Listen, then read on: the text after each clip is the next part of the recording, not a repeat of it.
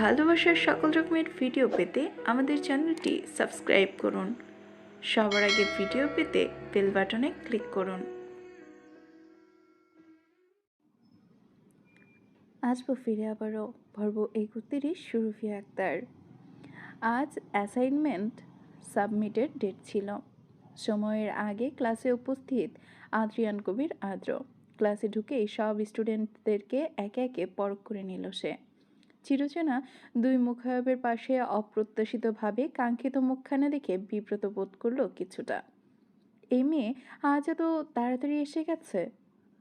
ওকে ঠেকাতে পারা গেল না আজ। কেন যেন ওকেই খুঁজছিল আদ্র। শর্টান ক্লাসে ঢুকে চেয়ার টেনে পায়ের ওপর পা তুলে বসে পড়ল। কপালের ধারে দু আঙুলে স্লাইড করে ভাবল কিছু একটা। সবার উদ্দেশ্যে প্রশ্ন ছুড়ল গুরু ভার গলায়। স্টুডেন্টস, সেমিস্টার তো শেষ। নেক্সট পিএ দেন এক্সাম। পিএল দেন এক্সাম। প্রিপারেশন কেমন? সমন্বয়ে আশ্বাসসূচক উত্তর ভেসে আসলো সকলের দিক থেকে। চিলতে পরিমাণ হাসলো আদ্র। Assignment ready? দ্বিতীয়বার সমস্যারে হ্যাঁ বোধক উত্তর ভেসে আসলো। আদ্র খানিক বিরক্তি রেখে তড়াৎ দৃষ্টিপাত করলো মেঘার পাশে বসে থাকা শিশিরের দিকে। বিলম্ব না করে রাশভারী গলায় ইশারা ছুড়ে বলল, হে ইউ, স্ট্যান্ড আপ। আকস্মিক নিজের প্রতি ইশারা বুঝে কিছুটা আশ্চর্য হলো শিশির। মুখে প্রকাশ না করলেও অজ্ঞতা উঠে দাঁড়ালো। আদ্রের দৃষ্টি বারবার বরাবর সবাই তাকিয়েছে ওর দিকে। ক্লাসে কেবল একজনের দৃষ্টি ক্রুদ্ধ সূচালো। রাগ নিয়ে চাইল শিশিরের দিকে। আজও এই মেয়েকে দাঁড়াতে বলল কেন? শিশির দাঁড়াতেই আজও ওষ্ঠ বাঁকিয়ে দ্বিতীয় প্রশ্ন ছুড়ে, ইয়োর নেম? কপাল গুটিয়ে নেয় শ্যামলিনী মেয়েটা। এই লোকটার নিজের নামটা আর কতবার বলবে ও? শিশির, ওকে বেরিয়ে আসো। সরি, না বুঝে বলল মেয়েটা। আজও বিরক্তি হয়। এই মেয়ের কথায় কথায় সরি বলে কেন? এত কিসের বিনয়? বিরক্তটুকু গিলে বলল চোখ ফিরিয়ে, সকলের পেপার কালেক্ট করে আমার ডেস্কে জমা করো ফাস্ট। শিশির তাৎক্ষণিক আদেশ তালিম করতে লেগে পড়ল। সাফার কাছ থেকে শুরু করে একে একে সবার অ্যাসাইনমেন্ট পেপার তুলে নিল তাদের থেকে। ফারিনের কাছে যাওয়া মাত্রই তিরস্কার করে চোখ উল্টে এসে বিড়বিড় করে মেয়েটাকে শুনিয়ে, ক্লাসলেস লেডি, এটাই করার যোগ্যতা রাখো তুমি। স্যার জাস্ট তোমার যোগ্যতাকে চোখে আঙুল দিয়ে দেখিয়ে দিল। শিশির তাৎক্ষণিক তীক্ষ্ণ স্বরে কথা ফিরিয়ে দিতে বিলম্ব করে না। তাহলে তোমার যোগ্যতাটা কোথায় ভেবে দেখেছো তো ফারিন? না মানে স্যারের পিছু পিছু এত ঘোরার পরও তো স্যার তোমাকে থোড়াই না কেয়ার করে। ইগনোরও হও বারবার। আর মানুষ কাকে ইগনোর করে জানো তো? ফারিনের মুখখানা ফাটা বেলুনের ন্যায় চুপসে আসে সহসা। দাঁত পিষে কিরমির করে ডেস্ক চেপে ধরে সে। ক্লাস টাইম না হলে অপমানের প্রতিশোধে হয়তো তেড়ে যেত এতক্ষণে। এ সময়ে আর পারল না। শিশির সবার থেকে পেপার কালেক্ট করে আদ্রের সামনে উঠল। ডেস্কের ওপর সবগুলো রেখে চলে আসতে নিলে আবার পুরো কণ্ঠে ডাক পড়ল, এক্সকিউজ মি। চলে যেতে বলেছি আমি। শিশির পিছু ফিরে আধো আধো চোখে তাকায়।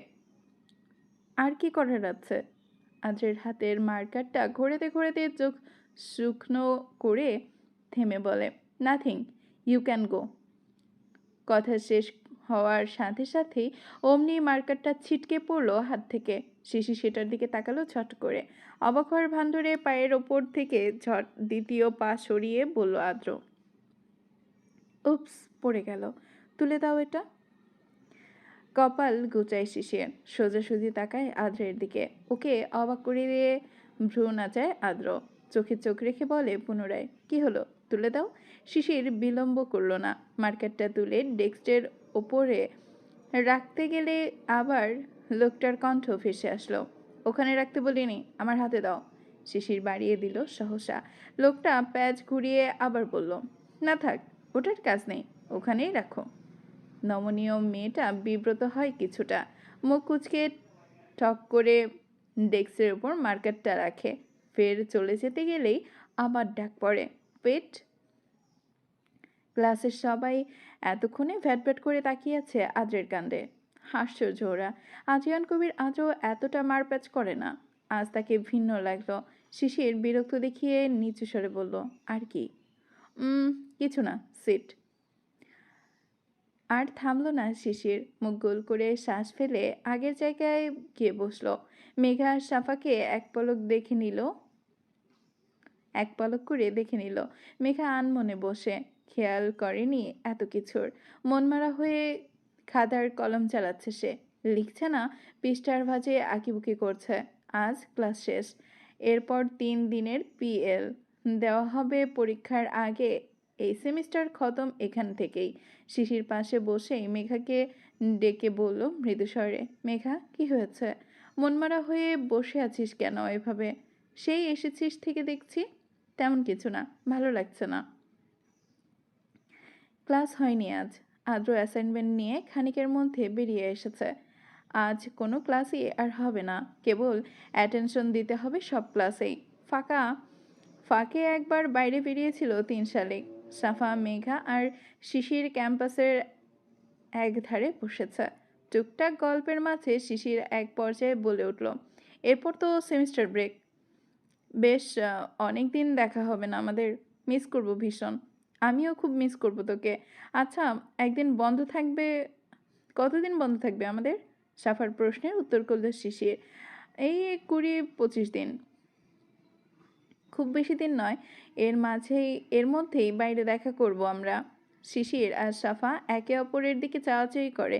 মেঘার উদাসীন দেখে চিন্তায় পড়ে ওরা। মেঘা কান দিচ্ছে না কোনো দিকেই। এক খেয়ালে মশগুল হয়ে ঝিমিয়ে বসে আছে। কিন্তু সেই খেয়ালটা কি? সাফাওকে ঝাঁকালো, এই মেয়ে, কি হয়েছে তোর? নড়েচড়ে বসে মেঘা। আচমকা বলে, হাত পুড়ে গেলে খুব ব্যথা লাগে তাই না রে? ওরা দুটো কেউই বুঝলো না। কেন? হাত পুড়ে গেছে তোর? কোথায় পুড়েছে? বলিসনি তো, কি হয়েছে বল না। কিছু না, এমনি বললাম আর কি। আজও বাড়িতে নেই। দুপুরে ভার্সিটি থেকে ফিরেই অফিসে বেরিয়েছে। যে কোনো এক পথে যেতে হবে না। না ভার্সিটি ছাড়তে পারবে, আর না বাপের কথার এই মুহূর্তে অবাধ্য হতে পারবে। দুটোকে মেনে নিল। ভার্সিটি থেকে ফিরে আসার পর বাকিটা সময় বিজনেসের কাছে লেগে পড়বে। অফিসে জয়েন করবে সে। বিকেলে গড়িয়ে সন্ধ্যা হতে চলল। আজও আর শুভ্র দুই ভাই অফিস থেকে ফিরছে একসাথে। ড্রয়িং রুমে ঢোকা মাত্রই গুমোট ভাবটা দুজনকে নাড়িয়ে দিল।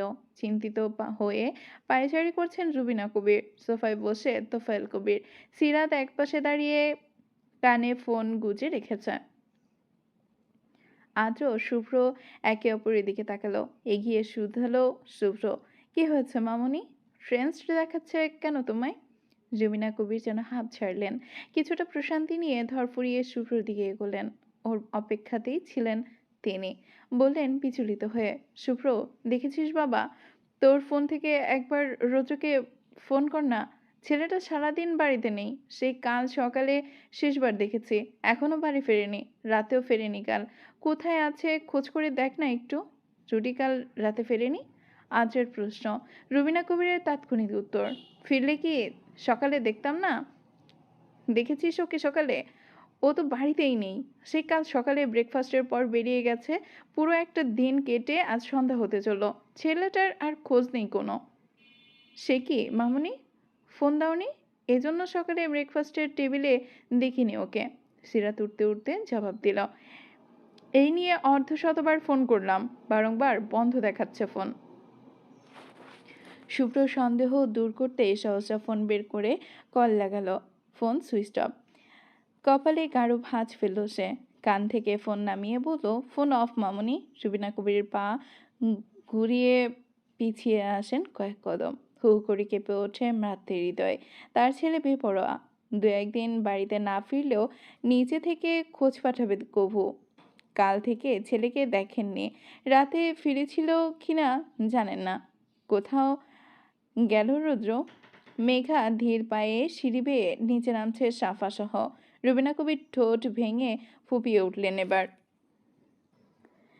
কোথায় আমার ছেলেটা? ফোন বন্ধ কেন ওর? আমাকে নিয়ে একটুও চিন্তা করে না ও। আমি যে ওর চিন্তায় চিন্তায় মরে যাই তাও জানে না। এ বাড়িতে কেউ ভাবে না ওকে নিয়ে, কিন্তু আমি তো ভাবি। ও ফোন বন্ধ করে রেখেছে কেন? মেঘা শুনেই সিঁড়ির একাধারে দাঁড়িয়ে পড়ল, মুখখানা মলিন চুপসে যাওয়া। শুকনো অধর জিভ দিয়ে ভিজিয়ে ঢুক গিলল সে। রেলিংয়ের রোলার চেপে ধরল বাম হাতে। মনে পড়ল কাল রাতের ঘটনা। লোকটার হাত পুড়িয়ে দিয়েছিল সে, তবুও লোকটা বিন্দুমাত্র অভিযোগ করেনি, ব্যথা প্রকাশ করেনি মুখে। মেঘা অনুতপ্তের দগ্ধ। ও তো রাগের মাথায় খুন্তিটা চেপে ধরেছিল, ভাবিনি অতটা গরম হবে। রৌদ্রের প্রতিক্রিয়া না দেখে অধিক সময় চেপে রেখেছিল হাতের কাজটায়। পুরো পুড়ে গেছে তার হাত। লোকটা রাখলো না তবুও। অন্য সময়ের মতো রেগে মেগে সপাটে থাপ্পড় বসালো না গালে, কেবলই সহ্য করলো মুখ বুজে। মেঘাকে থামালো না অবধি।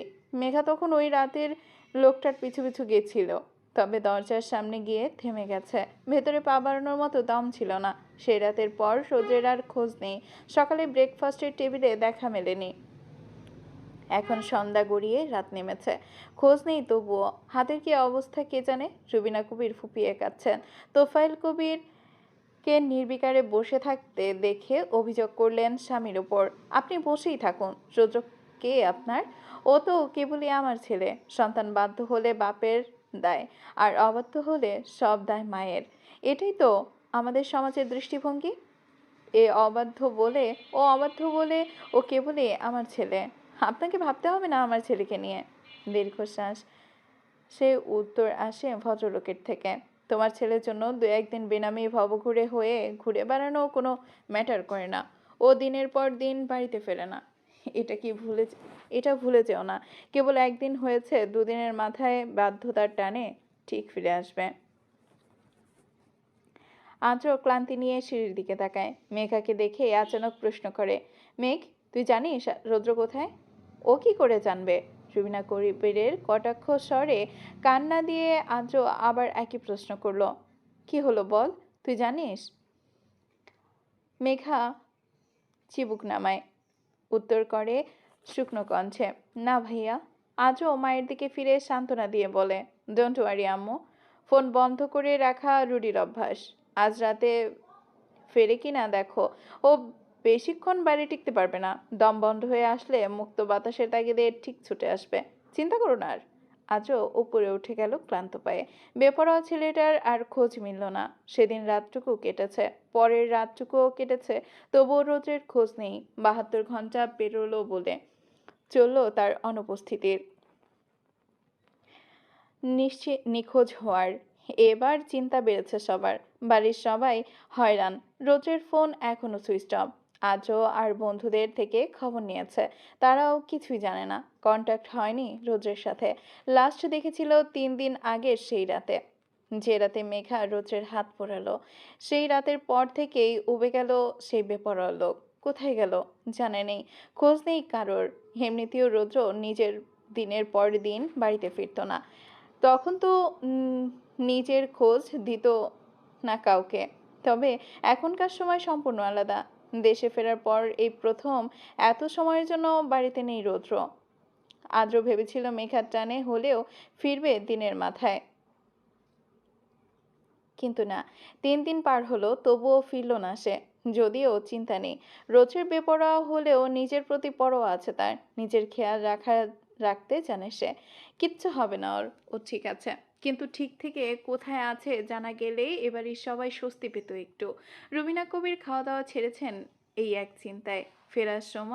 ফেরার পর এই প্রথম তার ছেলে এত সময়ের জন্য কাছে নেই। আজ দুপুরের পর থেকে চিন্তায় চিন্তায় শরীর কাঁপিয়ে জ্বরের কবলে পড়েছেন তিনি। বেহুশ তিনি। ডক্টর এসে প্রেশার মেপে মেডিসিন দিয়ে গেছেন। প্রেশার ফল্ট করেছে ছেলের চিন্তায়। এই থেকে চরম জ্বর। সিরাত তার রুমেই বসে আছে মায়ের শিওরে। শাহিনা কবির জোর করে এক বাটি স্যুপ খাইয়ে মেডিসিন দিলেন। এখন ঘুমিয়েছে ওষুধের চোটে। এই একটু স্বস্তি পেয়েছে চিন্তা থেকে। বিকেল নামছে। দুপুরের পর থেকেই বিছানায় বেঢাল হয়ে পড়ে আছে মেঘা। বিষণ্ণ মন তার। রোজ এই সময় ছাদে যায়। আজ আর ইচ্ছে করছে না। পুরো বাড়ি এক বেপরোয়া ছেলের চিন্তায় দিশেহারা। রমণীয় কম নয়, বরং একটু বেশি। কেবলই অব্যক্ত তার দুশ্চিন্তা। লোকটার খোঁজ নেই 3 দিন। কোথায় আছে, কেমন আছে কে জানে। চঞ্চলা রমণী ছটফট করে ভেতর থেকে অনুতপ্ত হয়ে পুড়িয়েছে দহন। সেদিন লোকটার হাত পোড়ালো, কালশিটের দগদগে পোড়া দাগটা সরছে না চোখের সামনে থেকে। বরাবর ধরফর লাগছে। মেঘা উপুু হয়ে শুয়ে আছে, মাথা কাত করে এক দৃষ্টিতে তাকিয়ে আছে সামনের দেয়ালের পানে। বিছানার পাশেই বই। পরশু থেকে সেমিস্টার ফাইনাল পরীক্ষা। পড়তে ইচ্ছে করছে না এক বিন্দুও। জমে আছে কত শত, অথচ বুকে জমে আছে এক রাশ বিষণ্ণ তিক্ততা। এতে পড়ায় মন বসে নাকি? তবুও দুপুরের পর পড়েছে। সাফা পড়েছিল এতক্ষণ ধরে কানের কাছে বড় গলা তুলে বাচ্চাদের মতো করে পড়ছিল। চেঁচিয়ে চেঁচিয়ে না পড়লে নাকি তার মাথায় কিছুই ঢোকে না। এখন একটু বিরতি নিয়ে বেরিয়েছে পানি আনতে। রুমে নেই পানি। ক্ষণিকের মধ্যে মুখ গোমড়া করে ফিরে আসলো। বাড়ির সবাই বিষণ্ণ, কেমন গুমোট ভাব। ভালো লাগছে না মোটেও। অনেকক্ষণ পড়েছে, এখন একটু ফ্রেশনেস প্রয়োজন। ছাদে যাওয়ার সময় গেছে। গাছগুলোতে পানি দিতে হবে। মেঘাকে ডাকলো সে। মেঘা, ছাদ রোদ পড়েছে, চল ছাদে যাই। মেঘা চোখ নিভিয়ে প্রত্যুত্তর করলো ধীরে। তুই যা, যেতে ইচ্ছে করছে না। পড়া বাকি আছে অনেক, সময় নেই হাতে। একটু ঘুমিয়ে পড়বো আবার। ধুর, ভাল লাগে না। সবাই কেমন একঘরে হয়ে পড়ে আছে। রৌদ্র ভাইয়া নেই। কোথায় আছে একটু বলে গেলে কি এমন ক্ষতি হতো? চিন্তা কমতো সবার। এই ভাইয়াটাও না পুরো বেপরোয়া। তোর বেপরোয়া ভাইয়া আগেও এমন করতো? না বলে কয়ে দিনের পর দিন বাইরে থাকতো। কাটতো তো। জানিস, কাউকে খোঁজ খবর না দিয়ে হাইয়েস্ট একবার 22 দিন বাইরে ছিল ভাইয়া। আমার মনে আছে। তখন বাড়ির সবাই কত টেনশন করেছিল জানিস? ভেবেছিল হয়তো ভাইয়া মরেই গেছে।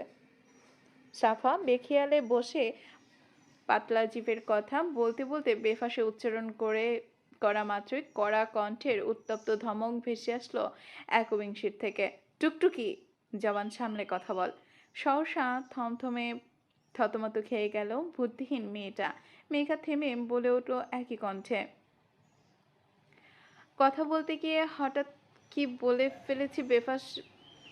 বলে ফেলিস না ফেলিস খেয়াল আছে তোর?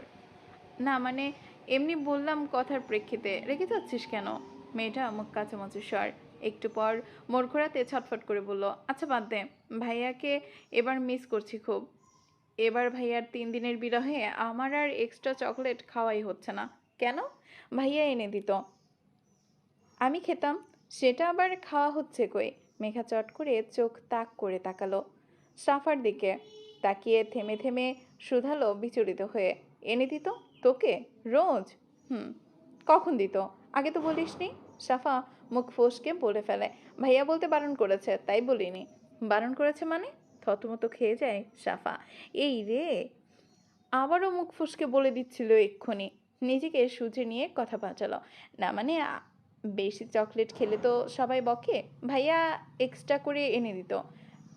কেউ জানতো না, জেনে গেলে বকবে সবাই, তাই বলতে বারণ করেছিল আর কি। আর তেমন কিছু না, ভাইয়া এমনি এমনি চকলেট এনে দিত আমায়। রৌদ্র ভাইয়া খুব ভালো। ফের মুখ ফিরিয়ে নিল মেঘা। ও, ছাদে যাবে বলছিলে? যা, আমি একটু ঘুমাবো। বেরিয়ে গেল সাফা। অতৃপ্ততায় চোখ বুজে রাখা দায় একবিংশীর নিকট। ভালো লাগছে না, শান্তি মিলছে না। একটা খচখচানি থেকেই যাচ্ছে মনে। সৃষ্টি হয়েছে নানান উজাটন।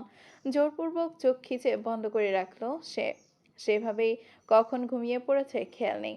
সন্ধ্যা 7টার দিকে ঘুম ভাঙলো ফোনের শব্দে। অসময়ে ঘুমানোর দরুন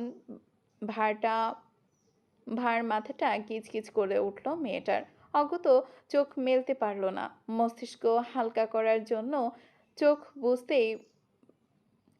বুঝেই বালিশের নিচ হতে ঢুকিয়ে হাত ফোনটা তুলে নিয়ে এলো হাতে, বেখেয়ালে রিসিভ করে ঠেকালো কানে।